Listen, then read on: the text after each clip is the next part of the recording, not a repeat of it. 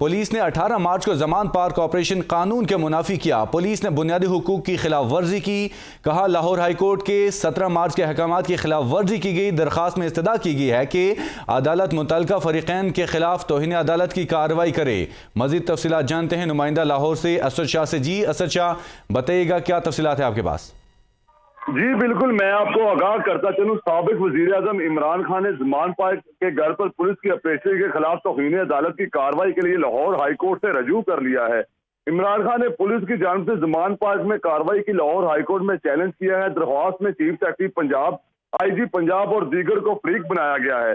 दरख्वास्त में मौक़िफ़ अख्तियार किया गया कि लाहौर हाईकोर्ट ने पुलिस को ताजबी कार्रवाई से रोक रखा था। पुलिस ने 18 मार्च को जमान पार्क में कानून के मुनाफी ऑपरेशन किया है। इस कार्रवाई में पुलिस चादर और चार दीवारी के तकद्दुस को पामाल किया, बुनियादी हकूक की खुली खिलाफ वर्जी की। पुलिस ऑपरेशन लाहौर हाईकोर्ट के 17 मार्च के अहकामात के मुनाफी था, इसलिए जिम्मेदार अफसरान के खिलाफ तौहीन अदालत की कार्रवाई की जाए। जी बहुत शुक्रिया असद शाह, आपने तफसीलात से आगाह किया। पुलिस ने कानून की खिलाफ वर्जी की है, इसलिए अदालत जाने का फैसला किया।